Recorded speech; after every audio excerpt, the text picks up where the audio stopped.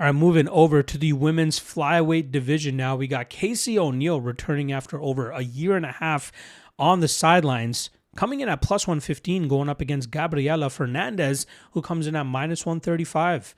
Now, starting off on the O'Neill side of things, like I said, she hasn't competed since August of 2024 when she went out there and swept Luana Santos on the scorecards, even getting a 10-8 in the third round on a few of the judges' scorecards.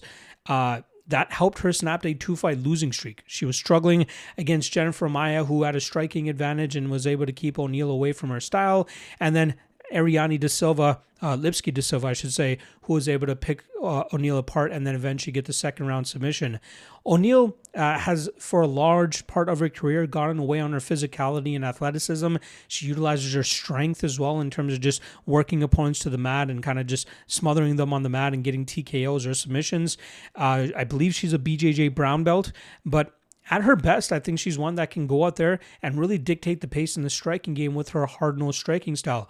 Technically speaking, there are some shortcomings to her game there, but she commands the pace of fights pretty well, so that allows her to just march her opponents down and land big shots, just as she did against Luana Santos. She has been out of action, like I said, for a year and a half. I think a lot of that has to do with some injuries and nagging injuries that she's dealing with.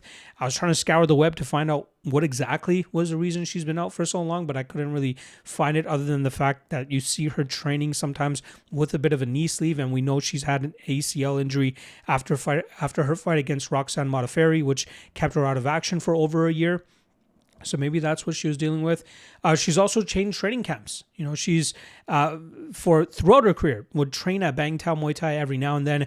But after her loss to Ariane Lipski, she went down to Fight Ready, started training with those guys, got very close with Gigi Canuto, who's obviously doing big things with the LFA promotion. We saw her corner her a few times as well. But it seems for this training camp, she's gone back to Bang Tao in Thailand and primarily focused on training with those guys over there. Now she's going up against Gabriela Fernandes, who slumped in her first two UFC fights, came up short against Jasmine Jasdavicius and Teresa Bleda, both women who were able to stifle her on the ground and keep her on her back, but she managed to bounce back with 3 straight wins now. She was able to outstrike Carly Judice in a close fight, largely due to Judice's output. The next fight, she got dominated by Kong Wang for the majority of that fight until she landed a perfect counter to wobble Kong Wang and eventually take her back and put her to sleep with the rear naked choke. So a bit of a comeback victory for her there. And then against Yulia Stoliarenko, that was a matchup where she had a significant striking advantage and her grappling defense held up well enough for her to keep that fight in the striking game, where she was clearly at an advantage and she was able to touch up Stoliarenko en route to a decision victory. Fernandes is best when she can stick and move. She's strong, she's athletic, she has good, or at least stinging power in her shots. Her defensive grappling has improved ever so slightly, but still a part of her game that you need to keep an eye on. Obviously, Judice, Wang, and Stoliarenko are not crazy good takedown specialists. Stoliarenko has a little bit of a judo background that she's been leaning on to get her arm bars, but she just couldn't provide the strength required to get Fernandes to the ground.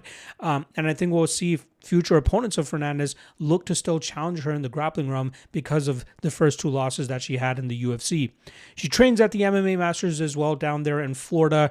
I don't think too highly of that gym. I think the other notable fighter coming out of that gym, Priscilla Cachoeira, who obviously we know is a very mediocre UFC fighter as well. Now in this matchup, I honestly expected Casey O'Neill to be the favorite, but it seems like steady money is coming on Fernandes to push her to that minus 135 line. I think people expect Fernandes to replicate what Jennifer Maia and Ariane Lipski were able to do to Casey O'Neill. Just outstrike her on the feet, keep her at bay, and just pepper her with jabs. But I think O'Neill has kind of learned from those matchups. She'll crash the pocket a little bit more effectively now. She'll mix in the grappling at opportune moments, and I think that will often keep Fernandes on the defensive. I think we'll see O'Neill start to run away with this when she can really establish her grappling and that top control, and that could either lead to a submission win for O'Neill or just her grinding this fight out and winning it on the scorecards. I'm going to go with the latter of the two here as O'Neill wins by judge's decision, pulling off the upset there.